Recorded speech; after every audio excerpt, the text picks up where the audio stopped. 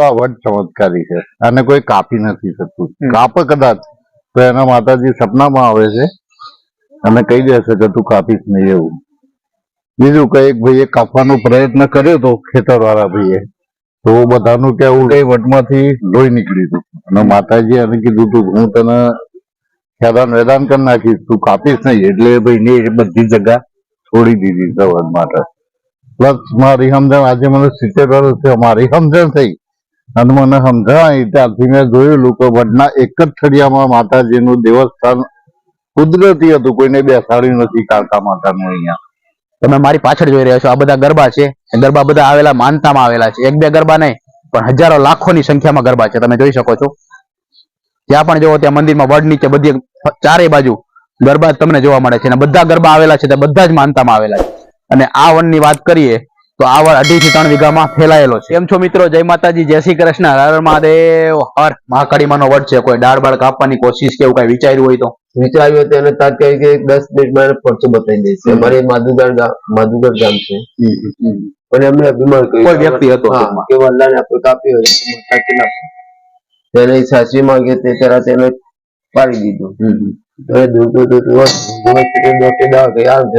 પાછું બીમો પણ તમે ગોવાજી મળ્યા તો બે આમ કેમ થાય છે તો ક્યારે મા કાળીનું અભિમાન કર્યું છે એટલે આ કાંતિ આમ થયું છે.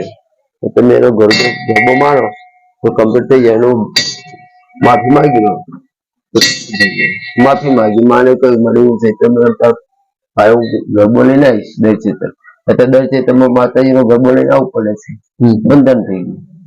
તો કોઈ દાઢી કાપે તો ઠીક પણ ખાલી વિચારે તો પણ મહાકાળીમાં સાક્ષાત પરચો આપે છે.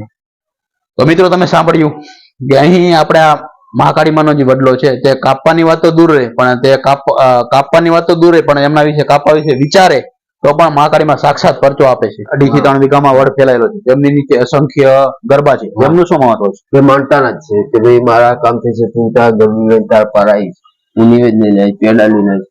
એ પ્રમાણે લોકોના કામ થતા ગયા, એમ કામ થાય એમ ગરબી આવે છે. અત્યારે હજારો લાખોની સંખ્યામાં છે. હા, માતાજીને જે વખત નવરાત્રી આવે છે બે 8મા દિવસ 2 થી 3 હજાર ગરબી આવે છે. એ બધા માનતા મોટો ઉત્સવ જેવો એને બહુ મોટો મેળો ભરાય છે. એટલે માનતા એ દિવસ ગરબી લઈને આવે દર ચૈતર નવરાત્રી 8મી ચૈતર સુધી 13 આવે એ બે માતાજી મોટો મેળો થાય છે અને પાછું ઉજવાય છે. તો મેં એવું સાંભળ્યું છે કે આપણે સામાન્ય પબ્લિક તો લોકો આવતા હોય પણ આપણા હજી ભારત દેશના વડાપ્રધાન એવા નરેન્દ્રભાઈ મોદી પણ એમના દર્શન કરી ગયા છે. બે વખત આવી ગયા 2013માં. એ મારી રૂબરૂમાં જ આવી ગયેલા છે. તો મિત્રો તમે સાંભળ્યું આ મહાકાળીમાના દર્શન કરવા માટે સામાન્ય પબ્લિક જનતા માટે તો આવે છે પણ આપણા દેશના વડાપ્રધાન એવા નરેન્દ્રભાઈ મોદી પણ અહીં મહાકાળીમાના 2 વાર માથું ટેકાવી ગયા છે અને તેમને જ પીએમ આપણા નરેન્દ્રભાઈ મોદી જે અહીં સામે મ્યુઝિયમ બનાવે છે બધું જ તેમને ગ્રાન્ટ ફાળવેલી છે અને સામે મોટા પ્રમાણમાં અત્યારે મ્યુઝિયમનું કામ ચાલુ છે.